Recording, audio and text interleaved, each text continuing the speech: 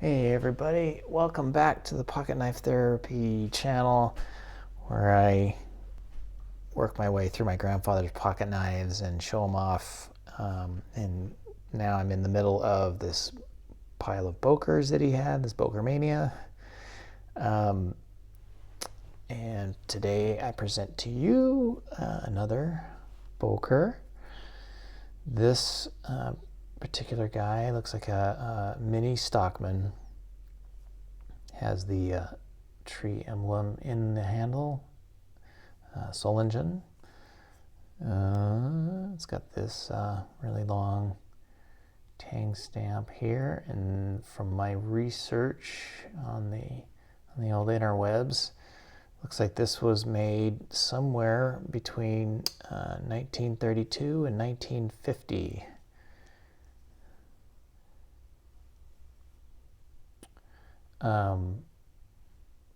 It actually, if you see a tang stamp of this thing, it could actually be up to the present, 1932 to the present, but the ones after 1950s tend to be reproductions. So it's a good bet it was in that there somewhere. It's got the tree on the back side of the blade that in general will indicate it's more earlier in the run, which would make it, 1930s, 1940s.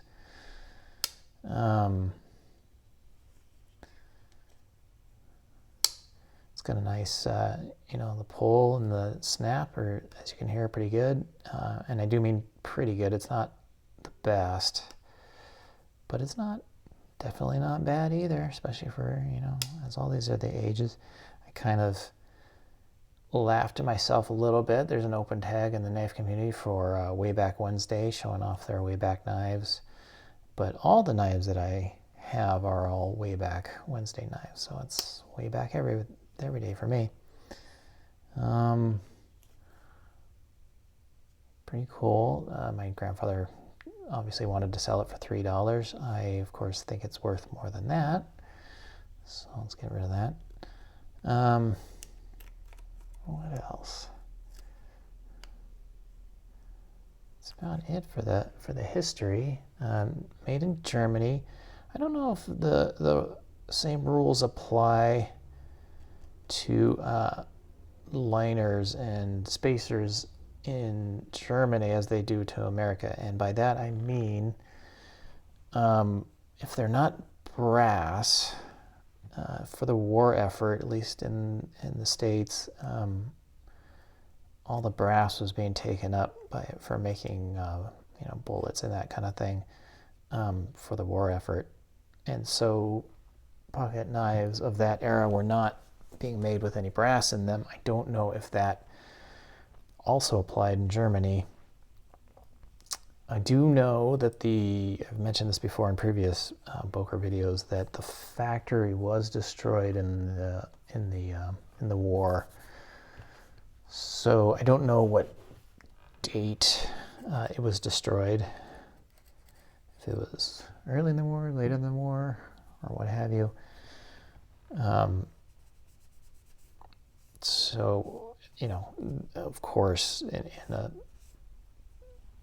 it would not have been making knives sometime in that 32 to 50 time frame, but I don't know where. So, anyway, just kind of an interesting, I don't know if that would have meant that this was made in 40s or something like that, because doesn't look like brass liners or anything. But then it was destroyed in the 40s, so maybe not, I don't know. It was eventually rebuilt, of course, and they started making knives again. This is another cool example of Boker.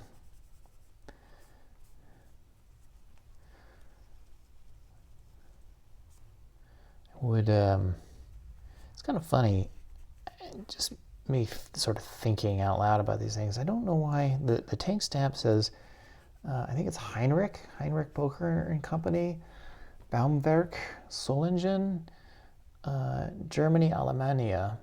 So I was just kind of thinking about Germany, ALEMANIA. I wonder if they knew that these would be exported, because they don't say Deutschland on here.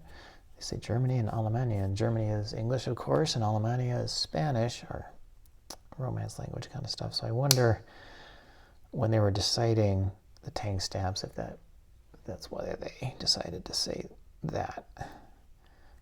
But I have no idea, because I'm just guessing.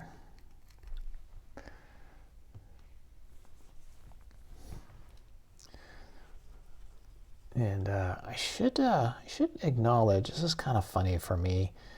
I passed the 100 subscribers mark on my channel, which is super awesome. I will repeat what I hear all the time. Never in the world would I have thought that that many people would subscribe to my channel. So I'm very, very, very, very appreciative. I didn't start this channel to get subscribers and that kind of stuff. I kind of did, but kind of didn't. I started this channel for myself. So if I had no subscribers, I would still continue to go through these knives. They're, you know, if you read the description of the channel, there's a lot of kind of emotional stuff going on in my head with my grandfather and my father. So I started this channel for kind of letting go of the past and things like that. And also just wanted to honor my grandfather's pocket knives. I didn't want them to just sort of, I had this huge collection. I just didn't want it to go away without somebody knowing about it. So I guess that kind of goes against my not wanting subscribers kind of thing, but you know, nothing in life is certain. So I wanted people to see them or have a recorded history somewhere of these knives existing. So those are the main reasons I made these videos or started this channel.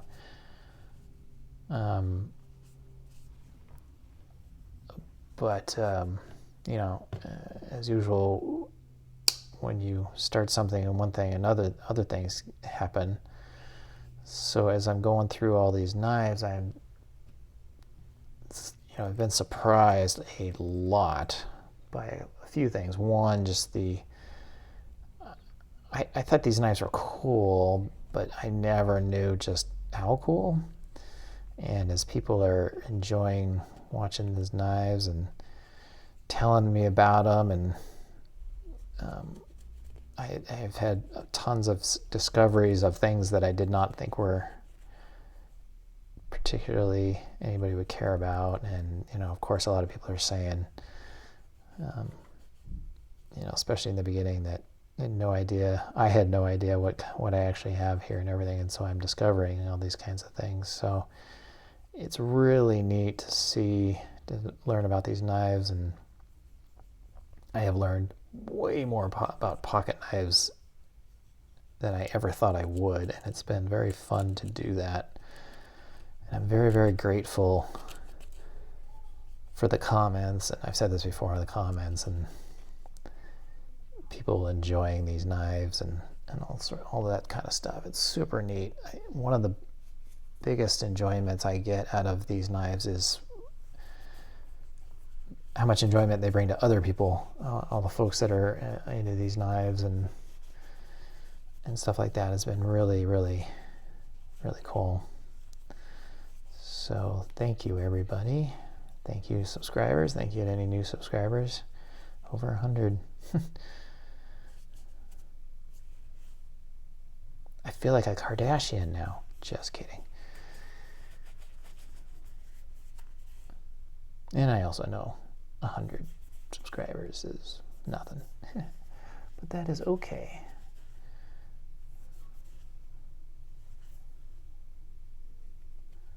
One thing I definitely did not start the channel for is to make money. I think everybody in the knife community knows there's no money to be made from pocket knife videos, and that was okay too. I didn't intend for that. But yeah, this whole world that I've been exposed to and everything has been a real neat, and still just in the beginning stages. So it's pretty darn cool.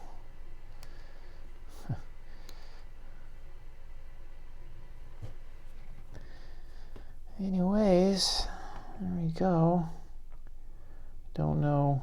I always kind of fall back to the handle material is probably bone, but it kind of does not look that way. I don't know what else it would be though.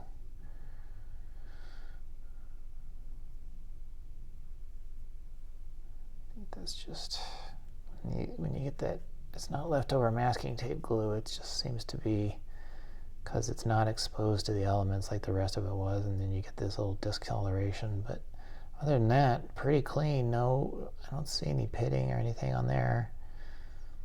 Handles, I'm not seeing any cracks on the handles. You know, I've seen better handles. That's why I'm kind of going, is this really bone? But I don't know.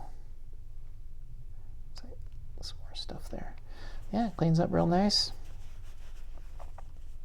Another old-time Boker.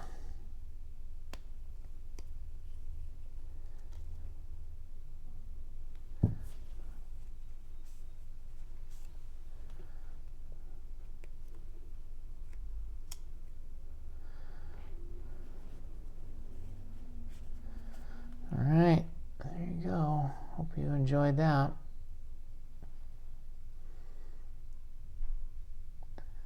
It's gonna be a few more Boker videos coming.